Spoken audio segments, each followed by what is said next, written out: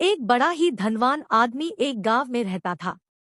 जैसे कि ज्यादातर पैसे वालों को होता है, इस धनवान सेठ को भी अपने पैसों का घमंड था। वह जिस गांव में रहता था वहां पर ज्यादातर लोग किसान थे। इन सभी किसानों के पास जितनी जमीन थी उससे कई गुना ज्यादा जमीन इस सेठ के पास थी। कई गरीब किसान तो इसके लिए इसके खेतों में काम करते थे।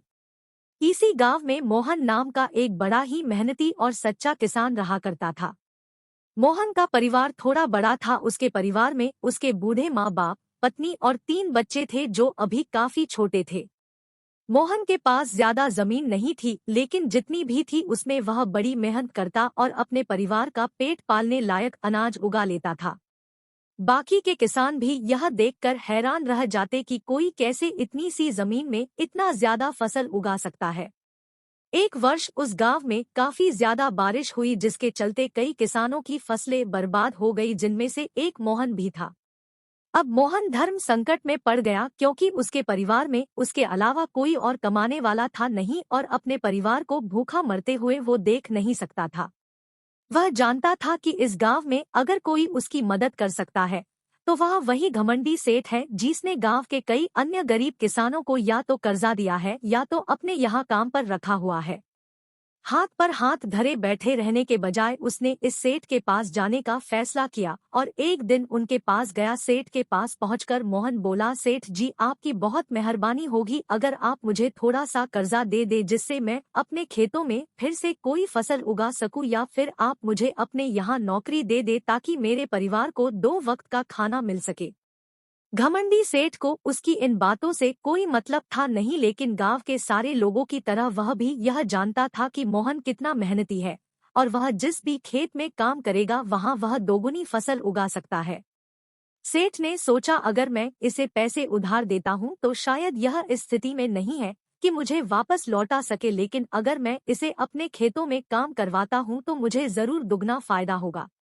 सेठ मोहन से बोला, देख भाई, पैसा तो मैं तुझे दूंगा नहीं और मेरे पास अभी खेतों में काम करने के लिए कई किसान पहले से मौजूद है, लेकिन तुझ पर तरस खाकर मैं तुझे अपने खेतों में नौकरी देता हूँ, पर मैं तुझे इसके लिए ज्यादा पैसे नहीं दूंगा। बाकी किसानों को मैं 300 देता हूँ, मैं तुझे 200 ही दे पाऊंगा। मरता क्या न करता। मोहन ने सेठ की शर्त मान ली और उसी दिन से सेठ के खेतों में काम करना शुरू कर दिया। 2 महीनों तक नियमित वो सेठ के खेतों में जाकर कड़ी मेहनत करता और देखते ही देखते 4 महीने का काम उसने अपनी मेहनत से 2 महीनों में ही खत्म कर दिया। सेठ उसके काम से काफी खुश था, लेकिन वह कभी उसको यह जताता नहीं था। जब सेठ ने देखा कि उसका खेतों का काम अब खत्म हो चुका है, अगर वह मोहन को काम से निकाल देता है तो उसके 2 महीनों के पैसे बच जाएंगे, तब सेठ ने मोहन को काम से निकालने का फैसला किया। एक बार सेठ को ये विचार भी आया कि इतना मेहनती आदमी शायद उसे दोबारा ना मिले, लेकिन फिर उसने सोचा कि जब अगले साल काम आएगा तब उसे फिर से नौकरी पर रख लेगा। आखिर इस गांव में उसके अलावा है ही कौन जिसके आगे ये लोग अपने हाथ फैलाएंगे। एक दिन सेठ ने मोहन को अपने पास बुलाकर उसको उस दिन का पैसा दिया और साथ में यह भी कहा कि कल से तुमको काम पर आने की जरूरत नहीं है।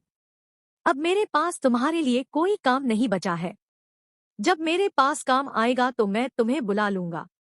यह सुनकर मोहन का दिल बैठ गया। पिछले 2 महीनों से कम ही सही उसके बच्चों और परिवार के पेट में अन्न का दाना जा तो रहा था, अब वह क्या करेगा। यही सोचकर उसकी आंखों से आंसू निकल आए। मोहन ने सेठ के पैर पकड़ लिए और गिड़गिड़ाने लगा, सेठ जी, मुझे इस काम की बहुत जरूरत है।